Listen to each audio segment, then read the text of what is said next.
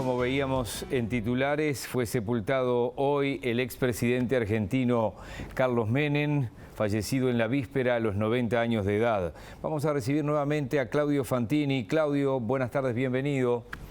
Hola Miguel, muy buenas tardes, un gusto saludarte. Obviamente que hay aristas para analizar una personalidad como la de Menem para toda la semana o capaz que para todo el mes, pero estábamos viendo lo que fue la política exterior del expresidente Menem, que se caracterizó por un alineamiento, podríamos decir que total con Estados Unidos.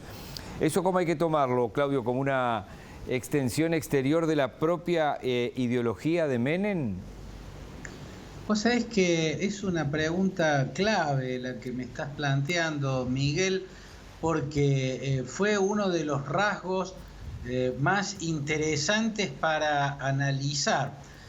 Había en la política exterior de Menem una sobreactuación, en particular en ese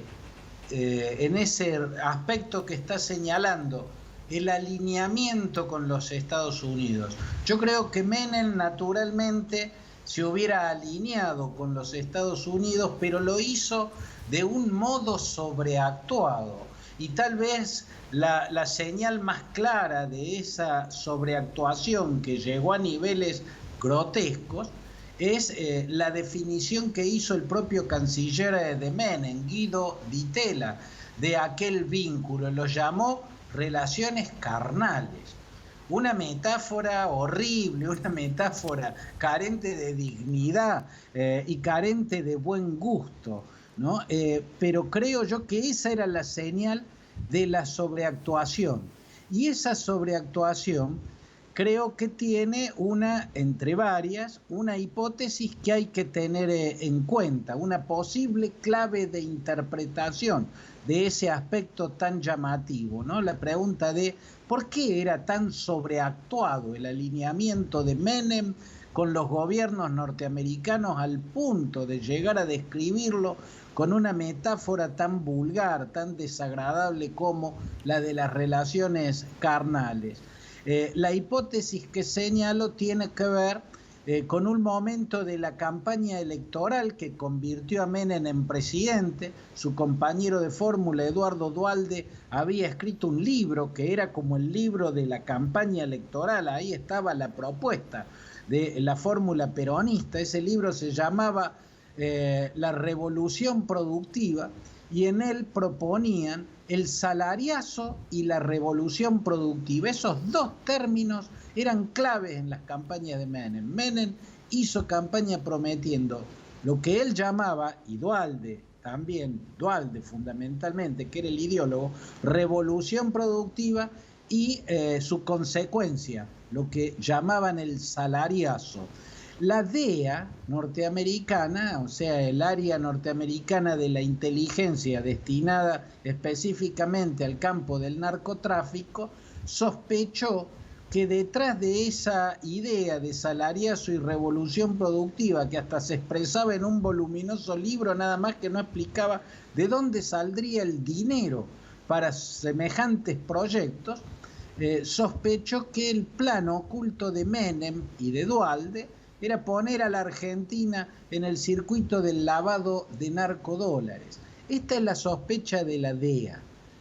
De ningún modo estoy afirmando o negando la razón de esa sospecha. Posiblemente tenía toda la razón, posiblemente alguna dosis de razón, posiblemente estaba totalmente equivocada, pero creo que la DEA sospechó eso de Menem, trasladó esa sospecha a la Casa Blanca, y la Casa Blanca, en plena campaña electoral de Menem y sin que lo advierta ni el mundo ni la Argentina, presionó a Menem advirtiéndole que sabían que tenía ese plan y que ni se les ocurriera llevarlo a cabo si llegaban al gobierno. Por eso, esta hipótesis podría explicar, entre otras cosas, que a Duhalde durante mucho tiempo lo haya acompañado la sospecha de vínculos con el narcotráfico y que Menem haya pegado un giro tan copernicano en el momento mismo en el que asumió el poder,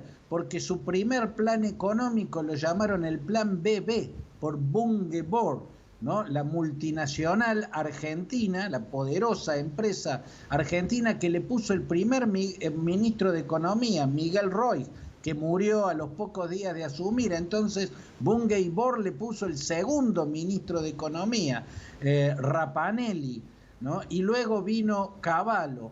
Esa es una hipótesis sobre la sobreactuación de Menem en el alineamiento con los Estados Unidos, que lo llevó incluso a enviar 2 fragatas militares a la guerra del Golfo Pérsico, la guerra la operación llamada Tormenta del Desierto, con la que Bush padre desde la Casa Blanca y el general Norman Schwarzkopf desde el campo de batalla liberaron Kuwait, que había sido ocupada o invadida por el ejército iraquí de Saddam Hussein. Bueno, en la retaguardia de esa operación había 2 fragatas argentinas. Esta es una hipótesis, tal vez esa sospecha existió, yo creo que existió. Que haya sido acertada o no, ese es otro tema sobre el cual no me estoy pronunciando, pero amén de que no haya sido, amén de que esa sospecha explique la sobreactuación, de todos modos, aunque no hubiese estado sospechado de tener un plan inicial de poner a la Argentina en el circuito de lavado de narcodólares, Menem se hubiera alineado con Estados Unidos, porque eso era lo que dictaba o parecía dictar el momento histórico, era la tendencia dominante en ese momento, que fue el que a él le tocó gobernar, la década de los 90. Miguel. Sí, te escucho con atención y qué difícil se nos hace a los uruguayos, salvo a quienes sean muy estudiosos, entender, porque años después viene Néstor Kirchner, se supone que los dos eran peronistas. Recuerdo perfectamente un acto, o mejor dicho, una reunión que incluyó a Clinton en Mar del Plata y se le arma una especie de contraacto encabezado por Chávez en Buenos Aires. Sí. Y bueno, Kirchner alineado a Chávez, lo que llevó a los kirchneristas a decir que Menem no era peronista. ¿Qué opinión tenés de eso? Bueno, el acto al que haces mención fue el Mar del Plata, como vos decís. No tuvo a Clinton, sino a Bush. A Bush hijo. Y fue donde en el acto, la contracumbre que la llamaron y le hicieron en el Estadio Mundialista de Mar del Plata, ahí está. Chávez gritó Alca, al carajo, ¿no? O sea, mandó al diablo el proyecto del Alca, que era lo que traía Bush. Y efectivamente, como señalas, Miguel, Néstor Kirchner se alineó totalmente con Chávez. Y está bien la pregunta, ¿cómo se puede explicar que un presidente peronista se alineara con el chavismo en contra de los Estados Unidos cuando su presidente peronista y su antecesor peronista inmediato anterior se había alineado tan servilmente incluso con los Estados Unidos? ¿Cuál de los dos es peronista y cuál de los dos no es? Porque Menem decía que los gobiernos de Kirchner no fueron peronistas y Kirchner dijo que los gobiernos de Menem no habían sido peronistas. ¿Cuál tiene razón? Yo personalmente creo, Miguel, que ninguno de los dos tienen razón y los dos lo saben.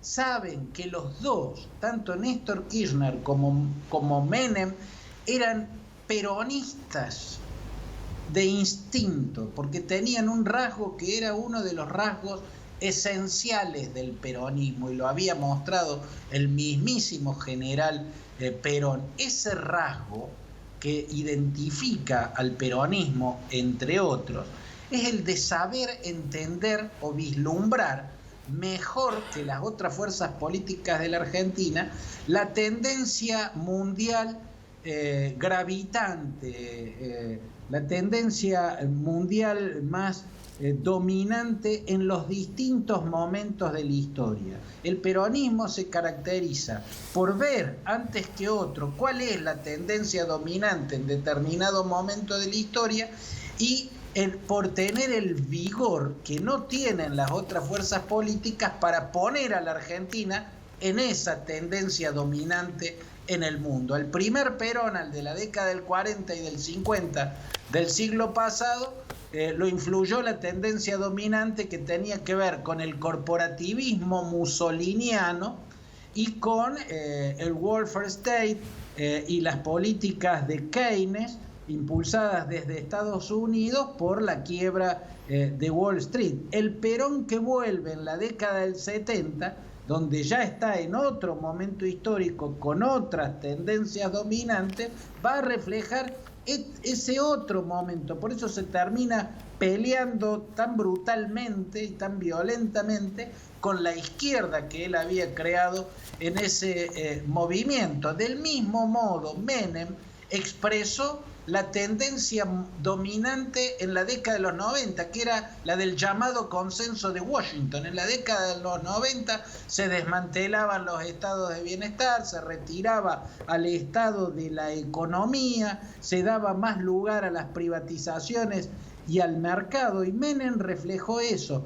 Kirchner gobernó en el 2000, donde la tendencia dominante iba a contramano del consenso de Washington. La región, por lo menos claramente, estaba de vuelta del consenso de Washington y se volvía a meter el Estado en la economía, se reestatizaban ciertas empresas que habían sido privatizadas, volvían las regulaciones. Néstor Kirchner reflejó cabalmente la tendencia dominante en su momento de la historia, la primera década del siglo XXI, y Menem reflejó cabalmente la tendencia más gravitante en su momento de la historia, que fue la década de los 90. Te lo digo de este modo, Miguel.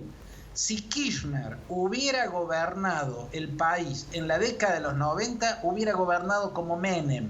Y si Menem hubiera gobernado el país en los años en los que gobernó Néstor Kirchner y después su esposa, hubiese hecho lo mismo que hizo Néstor Kirchner y después su esposa. Ese es el rasgo del peronismo, vislumbrar la tendencia dominante y con mucho vigor, con mucha fuerza, casi con autoritarismo, poner a la Argentina en esa vía de mano única por la que está transitando el momento histórico en cuestión, ¿no? Por eso yo creo que los dos han sido, a pesar de estar aparentemente en las antípodas, esencialmente peronistas. Nos dejaste como en una serie, ¿no? Y yo te diría, esta historia continuará. Te mando un abrazo, Claudio, y nos reencontramos. Abrazo para vos, Miguel. Hasta cualquier momento.